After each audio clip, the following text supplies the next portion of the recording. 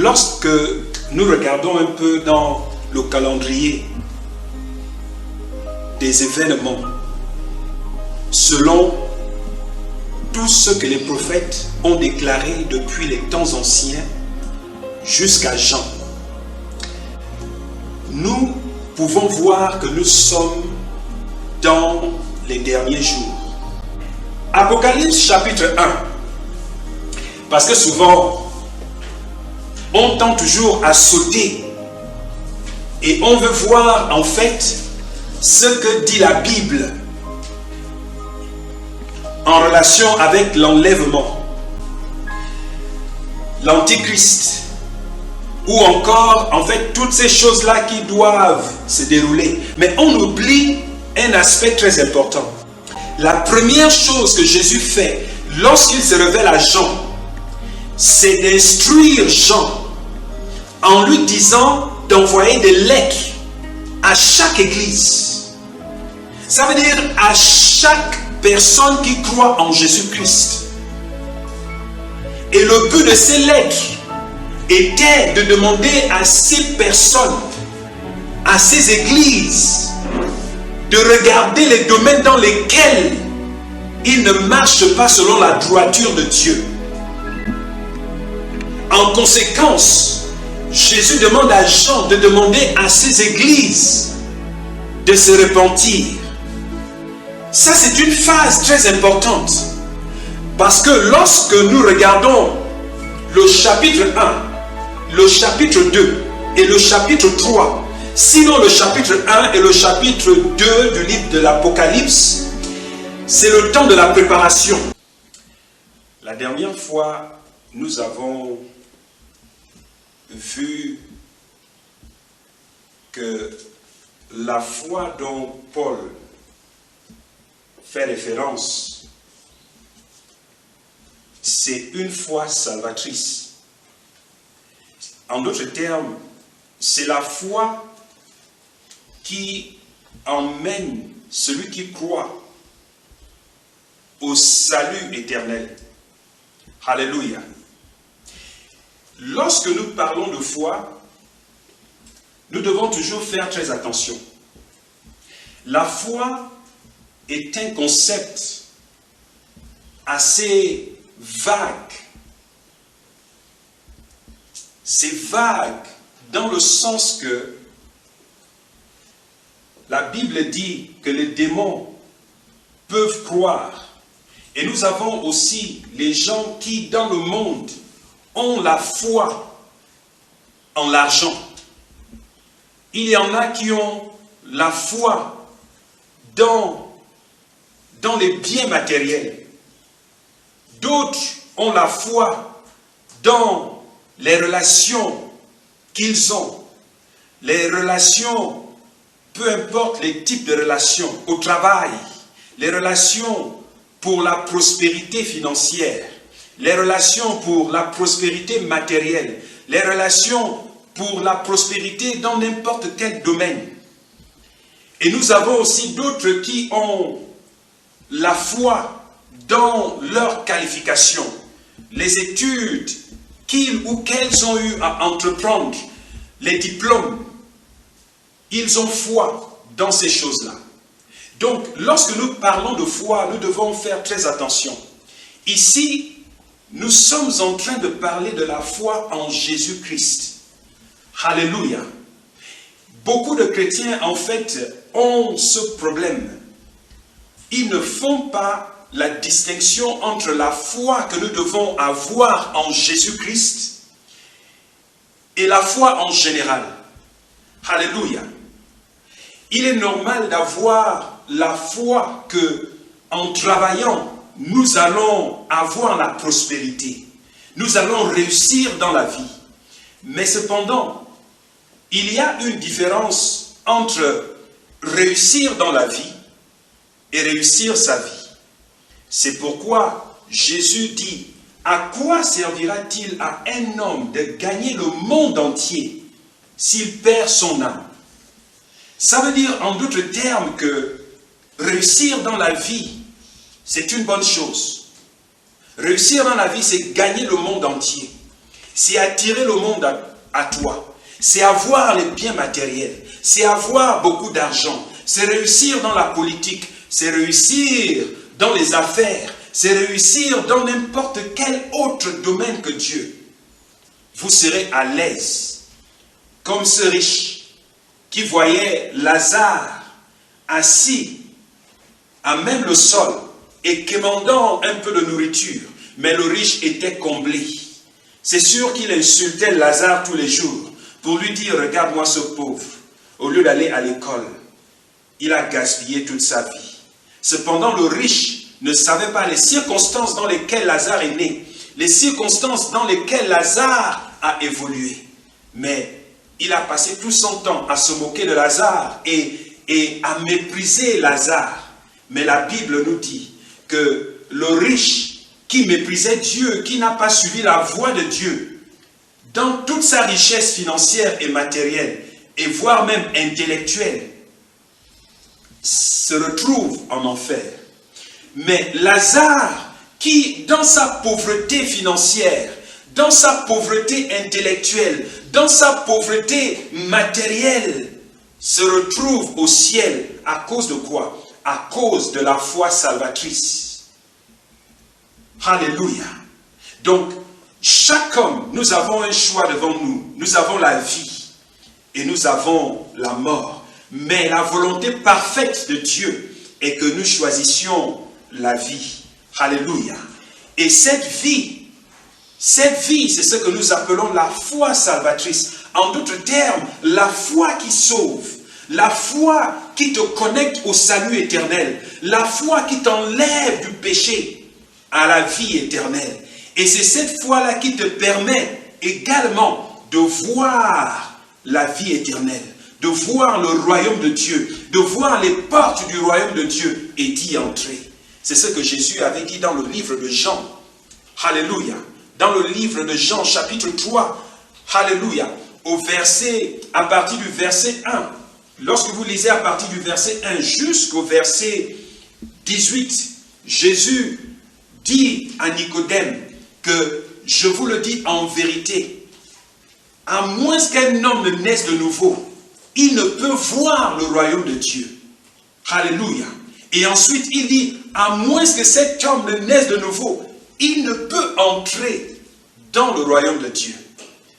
Voici ce que la foi salvatrice vous donne comme don éternel. C'est non seulement de voir le royaume de Dieu, mais également d'y entrer. Alléluia. Également d'y entrer. Mais vous voyez, Jésus aussi avait dit qu'il y a une porte étroite et une porte très grande. Nombreux ceux qui choisissent la porte qui est large, le chemin qui est large. Alléluia. Ce grand chemin. Parce qu'il est facile. C'est un chemin facile. Et beaucoup, malheureusement, les chrétiens et les non-chrétiens se retrouvent sur ce sentier. Alléluia. Mais, ce matin, j'aimerais que nous puissions voir encore ce que la Bible dit de la foi salvatrice. Alléluia. Et pour cela, j'aimerais nous ramener, pour avoir le fondement, pour nous ramener dans le livre d'Hébreux chapitre 10. Alléluia. Et je vais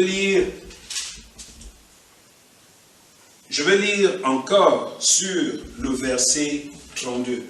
Alléluia. Hébreux chapitre 10, verset 32 dit, « Souvenez-vous de ces premiers jours, où après avoir été éclairés, vous avez soutenu un grand combat au milieu des souffrances. » Alléluia. C'est ce que je vous ai dit. La porte qui mène au salut éternel, le sentier, la marche en Christ est comme un chemin étroit. Alléluia. Un chemin étroit. Et ce chemin est rempli d'obstacles. C'est rempli d'obstacles. Pourquoi? Parce que vous avez un ennemi. Cet ennemi, c'est le diable. Il va tout faire pour essayer de vous frustrer. Il va tout faire pour essayer de vous décourager. Mais vous devez être fort. C'est le but de l'Église. Le but de l'Église, ou encore le but de la chrétienté, c'est de tenir ferme sur le chemin de la vie éternelle. Alléluia. De remporter la victoire, de remporter le combat du voyage du pèlerin que vous êtes. Vous êtes dans un voyage sur terre. Et le challenge que Dieu vous donne, c'est de gagner, c'est de remporter. C'est pourquoi Jésus dit que je viens avec ma récompense. Et sa récompense, c'est la récompense qu'il va vous donner. C'est la récompense qu'il va te donner parce que tu auras surmonté tous les obstacles. Alléluia.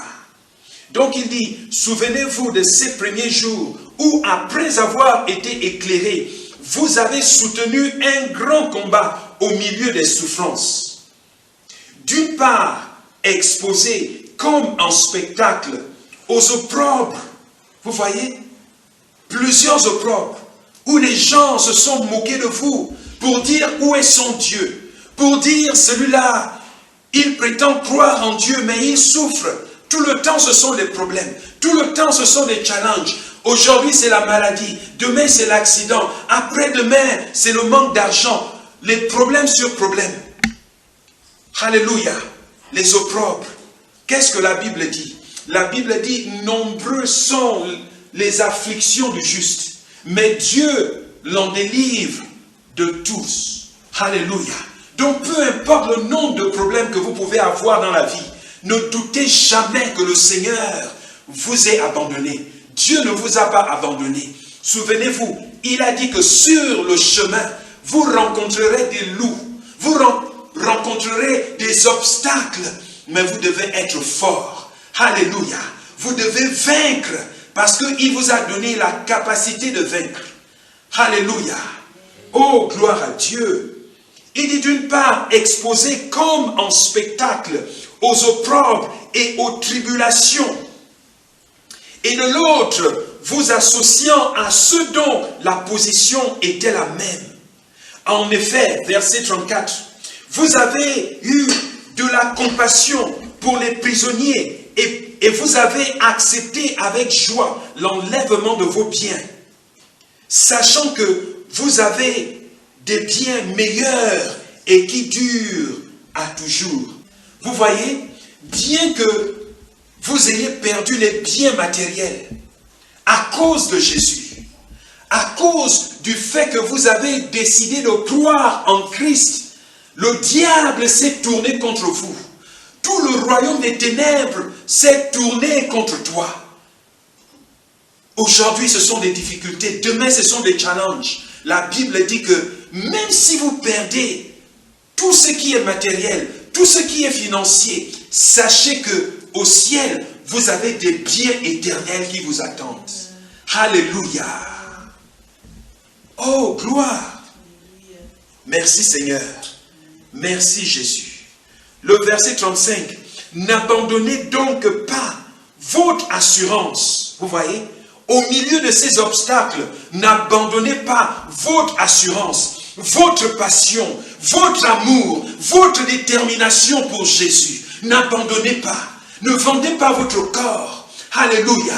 Ne vous compromettez pas. Non, restez fort. Restez focalisé. Vous voyez, Lazare a choisi. Il a préféré s'asseoir sur les coins des rues. Il a préféré s'asseoir à même le sol pour quémander à cause de la foi qu'il avait en Dieu. Mais en fin de compte, il a hérité de la vie éternelle. Alléluia. Donc choisissez la part de Lazare. Je ne suis pas en train de dire que vous devez forcément être pauvre comme Lazare. Non, ce n'est pas ce que je suis en train de dire. Lazare n'a pas eu la grâce de bénéficier des biens comme nous en avons aujourd'hui. Mais la Bible montre qu'il a eu l'esprit de Meshach, Shadrach et Abednego, qui ont dit, même si notre Dieu ne nous délivre pas, nous ne nous prosternerons jamais devant vos dieux. C'est ce que Lazare a fait. Il a préféré souffrir à même le sol que de se prosterner. Alléluia. Voici l'esprit que nous devons avoir. N'abandonnons jamais la foi que nous avons en Jésus. C'est pourquoi il dit au verset 35, n'abandonnez donc pas votre assurance à laquelle est attachée une grande rémunération. Vous voyez, voici ce en quoi Hébreux 11, la foi qui est définie dans Hébreux 11 consiste. Voici en fait la définition de la foi dans Hébreux 11. La Bible dit, n'abandonnez donc pas votre assurance. Vous voyez, l'assurance c'est quoi? Quand vous avez l'assurance, vous êtes à même de démontrer cette assurance. Vous démontrez l'assurance que vous avez en Jésus-Christ. Dans votre foi, alléluia, le diable vient avec les circonstances. Il essaye de vous secouer. Mais à cause de l'assurance que vous avez en Jésus-Christ, vous allez démontrer la foi que vous avez en lui. Alléluia. En déclarant la parole de Dieu, en refusant de vous compromettre. Voici ce dont Hébreux 11, ce à quoi Hébreux 11 fait référence. N'abandonnez donc pas votre assurance à laquelle est attachée une grande rémunération. Votre rémunération. C'est ce que l'apôtre Paul avait dit, je cours vers le prix. Je cours pour remporter le prix. Alléluia. C'est un prix. C'est un prix. Il y a un prix qui t'attend. Il y a un prix qui m'attend en tant que chrétien, en tant que croyant en Jésus, en tant qu'évangéliste. Il y a un prix qui m'attend et je cours pour remporter ce prix. Soyons dans cette course. Sois dans cette course. Peut-être que tu t'es abandonné. Peut-être que tu as abandonné aujourd'hui. Je t'encourage, mon frère et ma sœur. Relève-toi. Alléluia. Relève-toi et continue. Parce que ce qui importe, c'est pas ce qui est arrivé. Ce qui importe, c'est que tu arrives à bon port. Alléluia. C'est que tu arrives, alléluia. Oublie ceux qui se moquent de toi. Oublie ceux qui parlent contre toi. Ceux qui te jugent. Peut-être que tu étais pasteur. Peut-être que tu étais responsable dans une église. Et que tu as peut-être commis la fornication. Tu es tombé enceinte. Ou bien tu as commis un péché quelconque. Un péché qui avait été exposé. Et tout le monde te juge. N'abandonne pas. Alléluia. Parce que la vérité, c'est que celui qui va te juger, c'est Jésus. Celui qui va te juger, c'est Dieu. Alléluia. Aucun homme ne pourra te juger. Aucun homme ne peut te donner la vie éternelle. Aucun homme ne peut te perfectionner. Aucun homme ne peut te donner la couronne de gloire qui t'attend.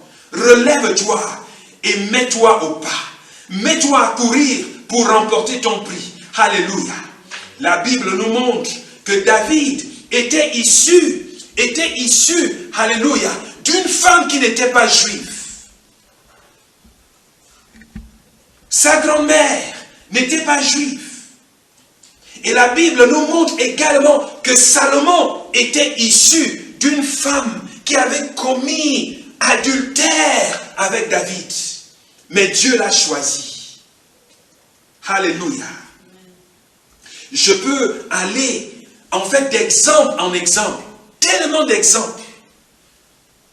Mais vous voyez, Dieu ne se focalise pas sur l'acte, sur l'erreur que vous avez commis.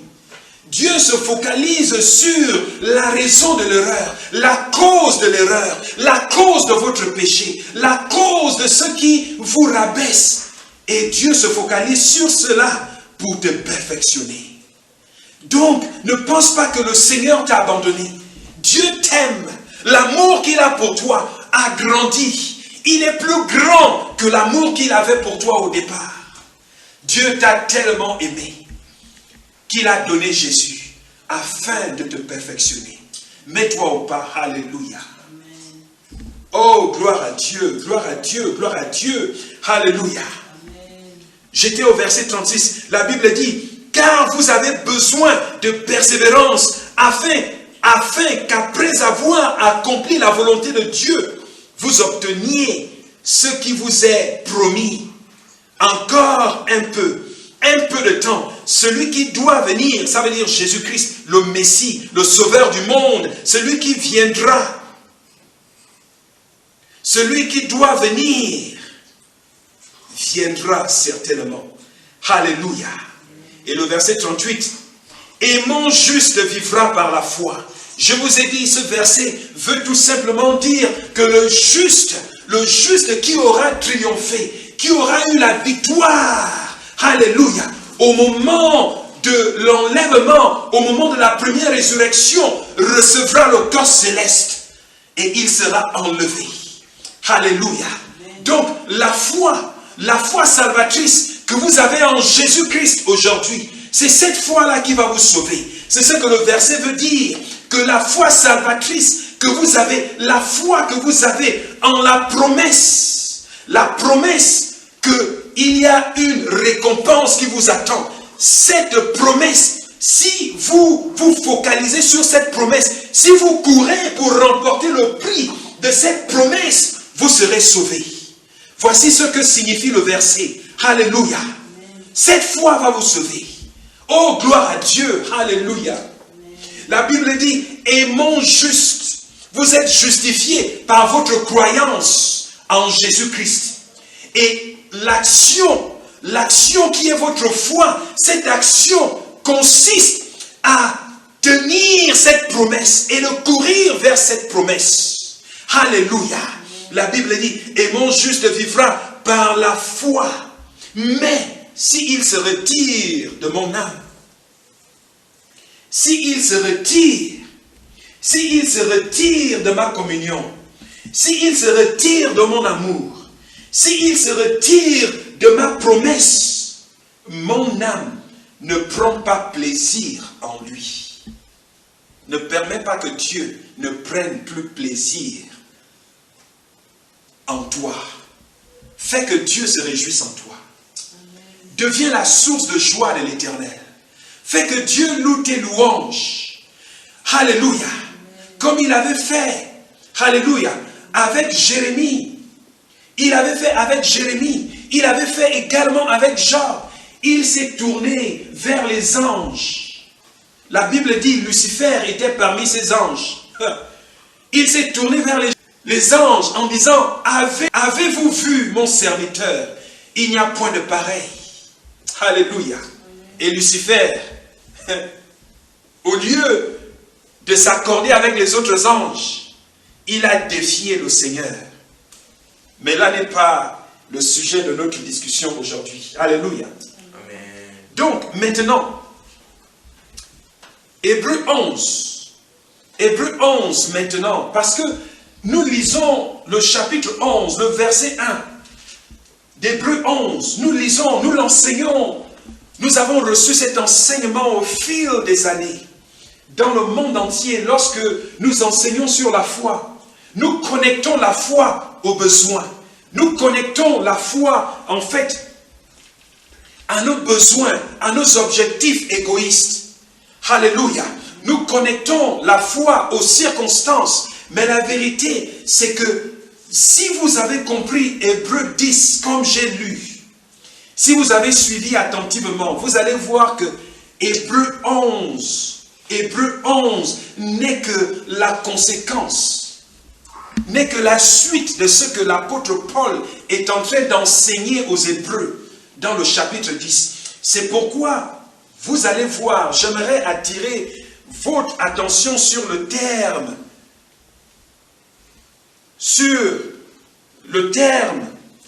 or. Alléluia. Est-ce que vous pouvez voir ce mot? La Bible dit dans Hébreux chapitre 11, le verset 1, la Bible dit or. Or. Pour ceux qui, en fait, pour ceux qui sont bons en français, vous comprenez qu'aucune phrase ne peut commencer par or. Vous ne pouvez pas commencer une conversation ou bien une présentation ou une phrase avec or. Or veut certainement dire qu'il y a eu un certain nombre d'arguments. Alléluia. Donc, c'est la suite de quelque chose qui est dite. Donc, laissez-moi relire le verset 39. Alléluia. Pour que vous compreniez, en fait, le terme or. La Bible dit, dans Hébreux 10, verset 39, la Bible dit, nous ne sommes pas de ceux qui se retirent. Se retirer de quoi? Se retirer de la promesse. Nous ne sommes pas de ceux qui se retirent pour se perdre. Alléluia. Mais de ceux qui ont la foi pour sauver leurs âmes. Vous voyez? Voici la mentalité de Paul. Voici en fait l'enseignement de Paul par rapport à la foi. On vous a certainement enseigné sur la foi auparavant. Peu importe ce qu'on vous a dit. Mais la Bible est claire. La Bible dit, laissez-moi relire ce verset, la Bible dit, nous ne sommes pas de ceux qui se retirent pour se perdre, mais de ceux qui ont la foi pour sauver leurs âmes. Ça veut dire, aie la foi en Dieu pour sauver ton âme. Voici le message de Paul. Il dit, la foi que tu as, fait que cette foi sauve ton âme. Ne permets pas que cette foi te permette seulement de gagner le monde entier. Comme Jésus a dit, à quoi servira-t-il à un homme? À quoi te servira-t-il mon frère? À quoi te servira-t-il ma soeur? À quoi te servira-t-il, homme de Dieu, de gagner le monde entier si tu perds ton âme? Voici le message de Paul. Alléluia. Il dit, la foi que tu as, rassure-toi que c'est une foi salvatrice. Rassure-toi que c'est une foi qui sauvera ton âme au moment de l'enlèvement. Est-ce que cette foi te sauvera? Est-ce que cette foi te permettra de recevoir le corps céleste?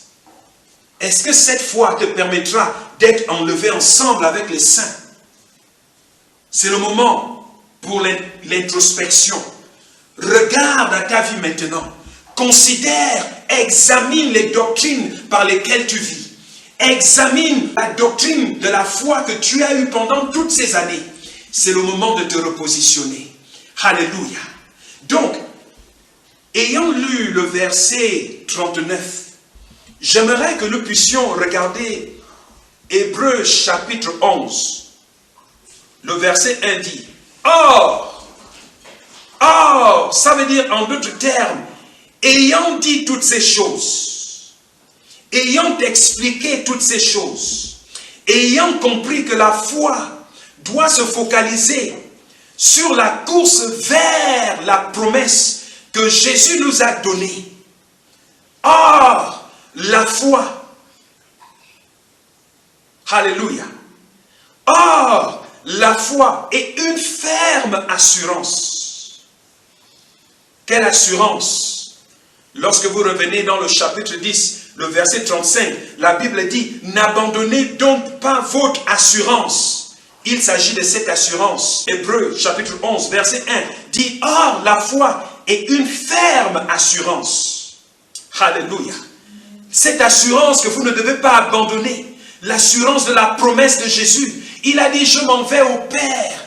Dans la maison de mon Père, il y a plusieurs demeures. Plusieurs demeures. Et parmi ces demeures, vous en aurez. Alléluia. Donc Jésus est allé préparer une demeure pour toi. Il s'agit de l'assurance, de la promesse de Jésus. Il dit, or la foi est une ferme assurance. Des choses qu'on espère. Quelles choses? Quelles choses? Est-ce qu'il s'agit du mariage? Non. Non. Ça vous choque, mais non, 1000 fois non. Est-ce qu'il s'agit de l'argent? Non, non, non, non, non, non. Est-ce qu'il s'agit des biens matériels? Non. Est-ce qu'il s'agit d'une meilleure vie sur terre? Non. Non. Il s'agit de votre vie au ciel, de votre vie dans la nouvelle terre. Alléluia. Vous savez, la Bible est spécifique. Le bonheur, notre bonheur sur cette terre, dans ce monde, la Bible a tellement de versets bibliques concernant notre prospérité sur terre. Mais là, mon frère, ma soeur, Hébreux 11, Hébreux 10, Hébreux 11 ne parle pas de notre bien terrestre. Hébreux 11 parle de notre bien à venir. Il s'agit de l'obtention de notre couronne de gloire. Il s'agit de courir pour obtenir notre vie éternelle. Alléluia. Lorsque vous lisez dans le livre des Actes des Apôtres, le chapitre 20, Alléluia. Lorsque vous lisez dans le verset 32 spécifiquement, l'apôtre Paul est en train de dire au revoir à l'Église. Il est sur le point d'aller en Europe, à Rome, parce que c'est là-bas qu'il avait conclu son ministère. Il est en train de dire au revoir. Et il dit quelque chose à l'Église. Il leur dit, et maintenant, frères, je vous recommande à Dieu et à la parole de sa grâce, qui seul a la capacité de vous donner l'héritage parmi les sanctifiés. Vous voyez? Parmi quels sanctifiés? Les saints sur terre. Alléluia. Les saints sur terre, mais également les saints au ciel. Donc, l'héritage lorsque nous sommes dans ce monde, mais également l'héritage lorsque nous serons au ciel. Voici en fait un verset par exemple qui vous montre que la volonté de Dieu c'est que nous puissions prospérer. Alléluia. Un autre exemple c'est dans 1 Timothée. 1 Timothée chapitre 4. La Bible dit dans le verset, à partir du verset 6 jusqu'au verset 9. Alléluia. La Bible dit que la piété est utile à tout parce qu'elle a la promesse de la vie présente. Vous voyez? La piété c'est la vie de Dieu. La piété c'est la mentalité de Dieu. La piété c'est de développer en fait la mentalité de Dieu. Dans Romains 12, le chapitre 2, Romains 12, verset 2, la Bible dit « Renouvelez votre intelligence afin de connaître quelle est la volonté parfaite de Dieu. » Alléluia. La piété a le secret de votre réussite dans la vie actuelle, mais également dans la vie à venir. Mais ici, dans Hébreux 11, la Bible en fait parle d'une foi salvatrice. Alléluia. Donc il dit, or la foi est une ferme assurance des choses qu'on espère.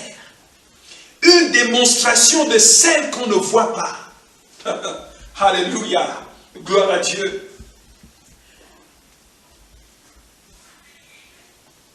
C'est très facile en fait de faire la projection de ces paroles parce que en fait nous sommes une nation de foi. Nous sommes un peuple de foi. Alléluia. Nous croyons en Dieu. Donc, une personne peut lire ce verset 1 du chapitre 11 pour faire la projection par rapport à sa vie actuelle. C'est une bonne chose. C'est un peu comme si Dieu s'adresse à quelqu'un dans la Bible, Dieu s'adresse à un prophète dans la Bible. Nous pouvons prendre ces paroles pour les appliquer dans notre vie personnelle. Alléluia.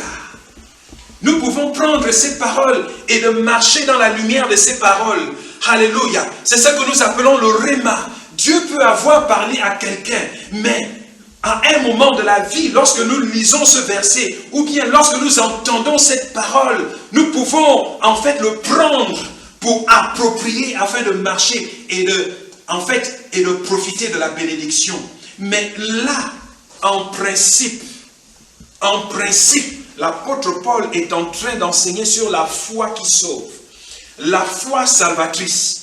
Alléluia. Oh, gloire. J'aimerais en fait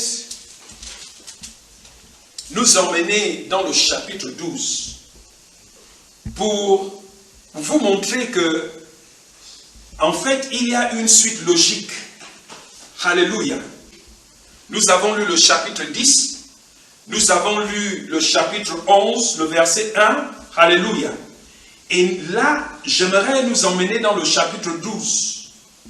pour vous montrer que l'apôtre Paul est en train d'interpeller tous les chrétiens, toutes les églises, à cultiver la foi salvatrice, à investir la foi salvatrice, alléluia, de vous rassurer que vous êtes sur le bon chemin du salut éternel.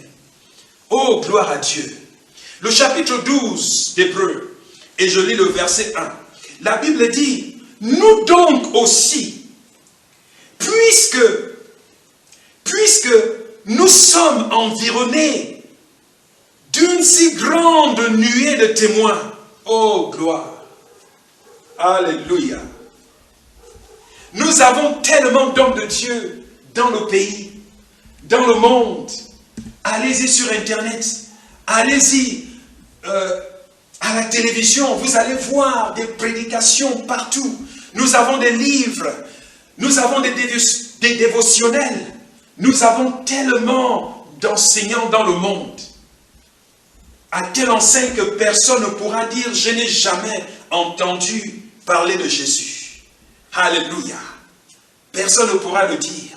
Pourquoi? Parce que Paul dit « Nous donc aussi, puisque nous sommes environnés d'une si grande nuée de témoins, rejetons tout fardeau. » Alléluia. Oh, gloire. Rejetons donc maintenant tout fardeau et le péché qui nous enveloppe si facilement, et courons avec persévérance dans la carrière qui nous est ouverte. Alléluia. Donc vous voyez, ayant parlé du prix, il nous dit maintenant d'avoir l'assurance dans ce prix, d'avoir l'assurance dans la promesse de Jésus. Et maintenant, il est en train de nous dire, en fait, de courir vers ce prix. Alléluia.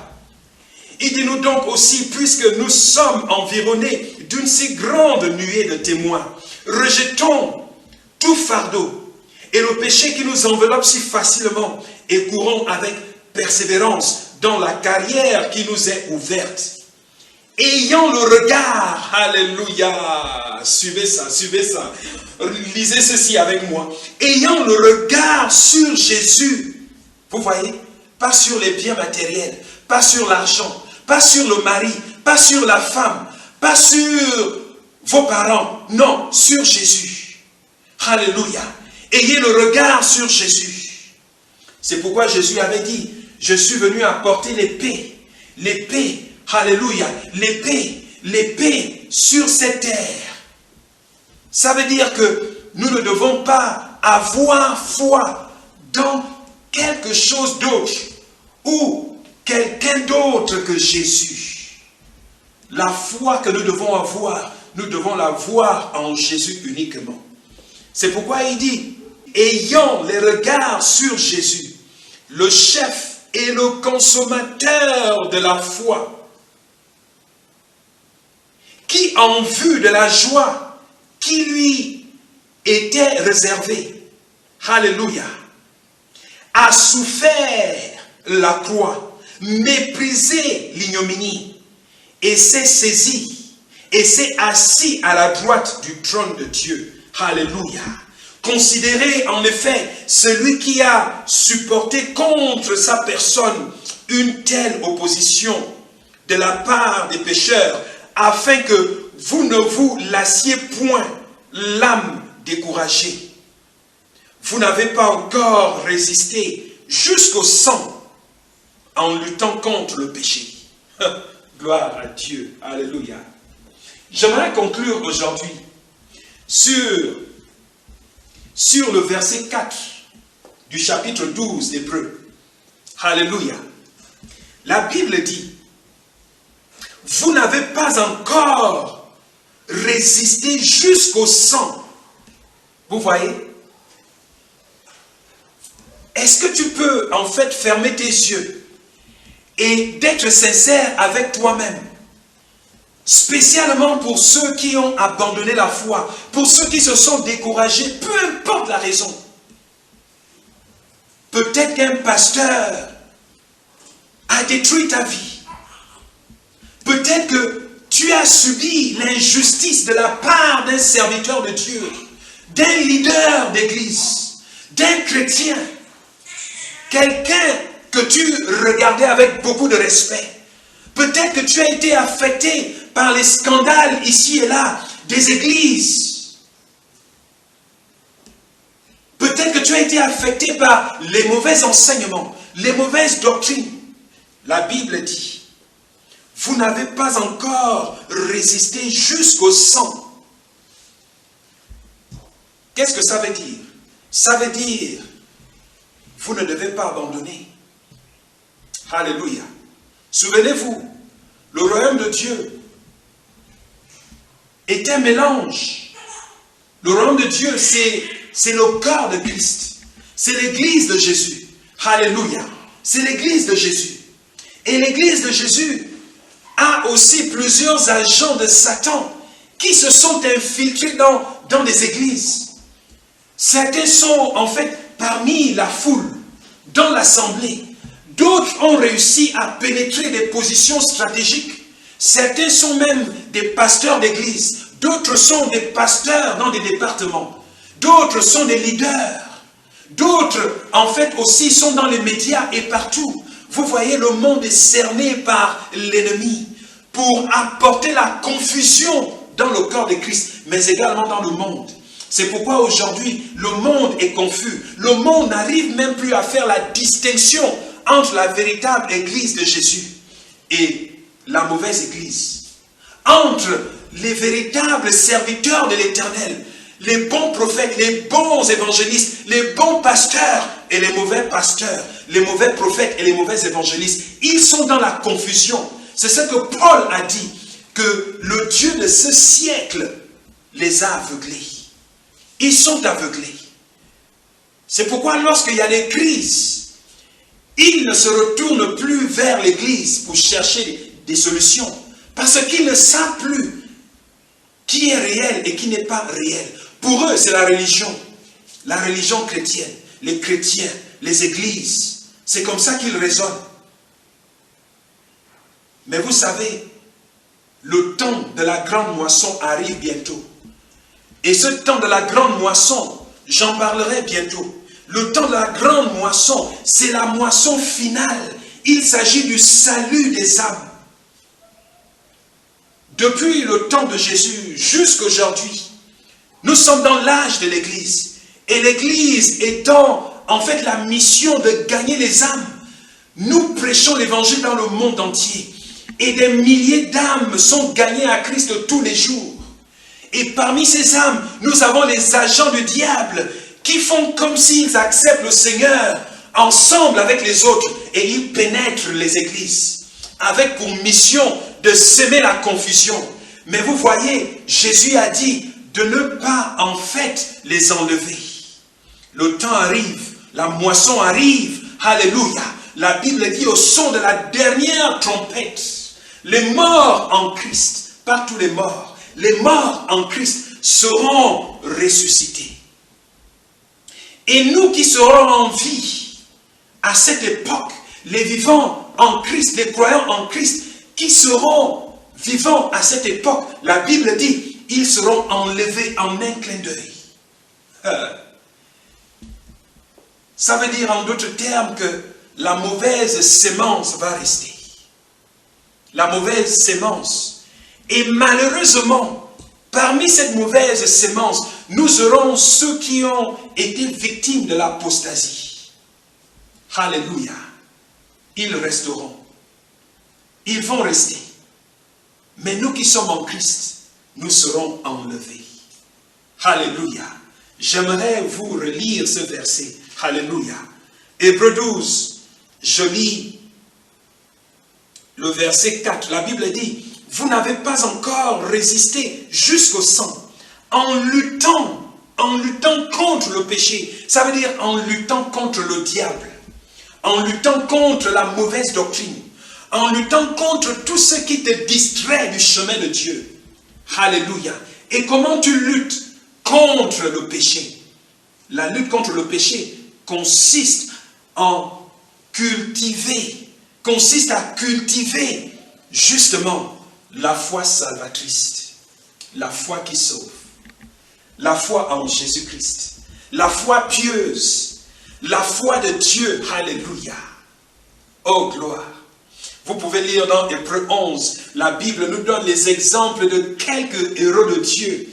La Bible nous montre comment ils ont vaincu, comment ils ont surmonté, comment ils ont en fait accompli la victoire, comment ils ont réussi dans la foi salvatrice. La Bible nous parle, alléluia, la Bible nous parle de Noé, comment Noé fut sauvé et comment il sauva également sa famille. Mais les gens se sont moqués de lui. Mais la famille avait choisi de le suivre. Mais nous avons plusieurs familles qui refusent de suivre leur père. Leur père est pasteur, leur père est évangéliste, mais les enfants boudent, les enfants préfèrent, ou encore la femme préfère suivre d'autres chemins que de suivre le chemin du berger, le berger de la maison. Alléluia. Suivez votre homme de Dieu, suivez votre pasteur, parce que s'il vous montre le chemin de Jésus-Christ, le consommateur de votre foi, vous devez le suivre. Et la Bible nous parle en fait d'Enoch, comment Enoch avait été enlevé. Vous voyez, il s'agit de la moisson finale. Il y a la moisson de l'Église, le salut des âmes. Jésus avait dit, allez par tout le monde et prêcher la bonne nouvelle. Celui qui croira sera sauvé. Et maintenant, l'Église attend la moisson finale où Dieu lui-même va gagner tous les âmes qui auront cru en lui. Ce sera la sélection finale. Alléluia. Gloire à Dieu. Merci Seigneur. C'est mon travail, c'est ma marche, c'est mon voyage. La moisson finale. Gloire. Alléluia. Merci Seigneur. Je suis en train de vous montrer le contexte. Avant de toucher même le chapitre 11, le contexte, la raison pour la foi. Qu'est-ce que la foi? En quoi consiste la foi que nous recherchons, la foi que nous sommes en train de développer en tant qu'enfants de Dieu? En quoi consiste cette foi? Qu'est-ce que cette foi selon la doctrine saine de Jésus-Christ? C'est ce que je suis en train de montrer. Alléluia. Hébreux chapitre 10, j'ai lu en fait à partir du verset 32 et là je vais lire le verset 38. La Bible dit, aimons juste. Oh, gloire. Oh. Installez maintenant l'application MyZoé pour accéder aux enseignements bibliques si inspirants. Vous pouvez maintenant grandir dans la piété de Christ chaque jour et même commencer votre cellule de prière et d'enseignement en famille. Et oui, vous pouvez maintenant transformer votre smartphone en une église virtuelle où vous et votre famille pouvez recevoir de la parole de Dieu en regardant quotidiennement des messages transformateurs. MyZoé est 100% gratuite à utiliser avec des pasteurs virtuellement disponibles à vous suivre et prier pour vous 24 heures sur 24. Une fois installé, vous êtes prêt à partir. Oui, c'est aussi simple que cela. Béni soit le nom.